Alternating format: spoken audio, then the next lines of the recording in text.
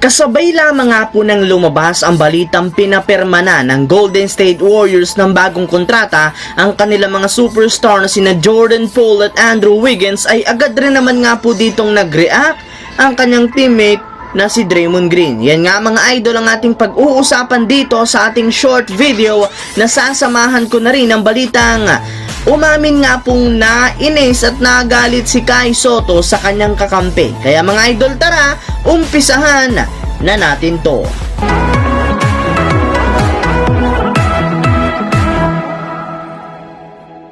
Makalipas nga po mga idol ang ilang buwang paghihintay, ay sa wakas nakuha na nga po ngayong araw nina Jordan Poole at Andrew Wiggins ang kanilang hinihinging bagong kontrata sa kanilang team sa Golden State Warriors. Ayon nga po sa inilabas na balita ni Adrian Wojnarowski ng ESPN, una na nga pong pumirma si Jordan Poole ng rookie contract extension na 4-year, $140 million na sinundan rin naman ang pagpirma at pagkuha ni Andrew Wiggins ng medyo mas mababang kontrata na umabot lamang ng 4-year, $109 million contract.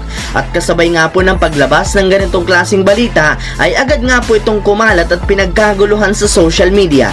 Marami nga po sa mga fans at NBA expert ang bumati kina Jordan Poole at Andrew Wiggins sa pagkakakuha nila ng bagong kontrata ngayong araw. Deserve rin naman nga po nila na makatanggap nito, gayong sa nakalipas nga po na mga taon ay grabe nga po ang ipinakita nilang pagbabago upang matulungan lamang ang Golden State Warriors na makasungkit muli ng kampyonato. At sa pagkakakuha rin naman nga po ni Poole at Wiggins ng bagong kontrata, ay marami rin naman nga po mga fans ang nagsasabi na nainis dito nga daw si Draymond Green, gayong sigurado nga po na hindi na siya bibigyan pa ng Warriors ng max contract, kaya inaasahan na nga po na aalis na siya sa kanilang team sa lalong madaling panahon. Pero mga idol, base rin naman nga sa naging pahayag mismo ni Draymond Green, wala rin naman nga po itong sama ng loob sa kanyang team o sa kanyang mga kakampi. Sa katunayan, binati pa nga po niya sina Jordan Poole at Andrew Wiggins sa pagkakakuha nila ng bagong kontrata. Nararapat lamang nga po na makatanggap sila ng ganitong klaseng kontrata, gayong pinagpaguran nila itong kunin sa mga nakalipas na taon.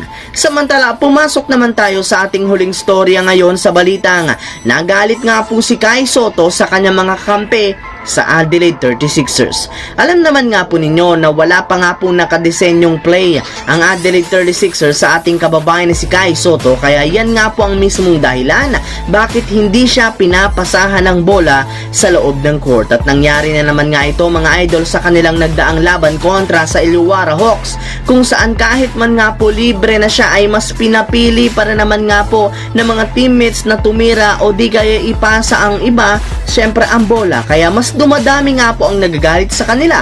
Maging ang ating kababayan nga po na si Kai Sotto ay umami na nauubusan na rin sa kanila ng pasensya. Sa katunayan, may lumabas nga pong balita na nagalit nga ito sa isa sa kanyang mga teammate ng in-game, gayong hindi nga po siya nito pinapasahan ng bola kahit libre na siyang makapagtala ng puntos sa kanilang laban.